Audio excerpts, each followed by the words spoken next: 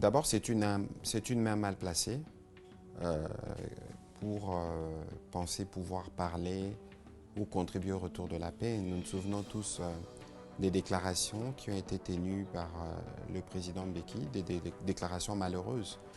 qui ont illustré une forme de méconnaissance de la crise actuelle. Quoi qu'il en soit, c'est une initiative informelle qui ne peut nullement nous intéresser, en ce sens aussi en plus que nous sommes déjà engagés dans un processus bilatéral avec le Rwanda à Washington, dans un processus avec les supplétifs, notamment dans ce qui s'est fait à Doha. Mais vous avez aussi vu que, à la suite de la rencontre que le président de la République avait initiée avec d'abord dans les cadres de consultation nationale, mais aussi les discussions qu'il avait eues avec les CC-SENCO, les autres confessions religieuses, toutes les confessions religieuses se sont mises ensemble et ils ont proposé une feuille de route qui n'est plus celle qui devait être de l'ECC-SENCO au départ ou celle qui devait être celle des confessions religieuses au départ. Donc vous voyez que nous sommes déjà engagés sur 3 pistes pour nous conduire à la paix. On n'a pas besoin de pistes supplémentaires, surtout pas par celui qui est perçu comme partisan, parce que ce sont ses propres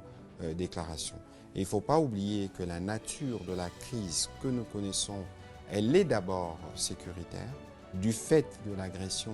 du Rwanda, et que cela est bien pris en charge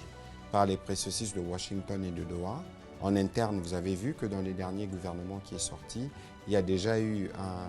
début d'ouverture à ceux qui étaient dans l'opposition ou dans la société civile, mais qu'il y a d'autres démarches qui sont en cours et donc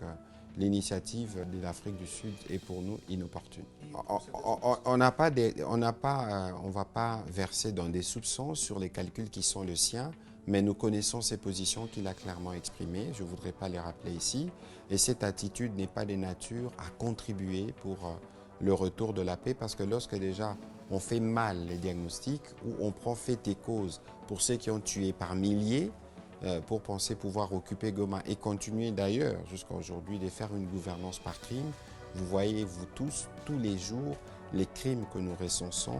les Congolais qui sont massivement en train de quitter Goma parce qu'ils n'en peuvent plus d'être étouffés dans leur liberté fondamentale. Et nous pensons véritablement que quelles que soient ses intentions, ça ne nous intéresse pas et il n'y a aucune personnalité dans les institutions actuelles, ni les conseils spéciaux du président de la République, encore moins le président de l'Assemblée nationale, qui ne pourra participer à ces discussions.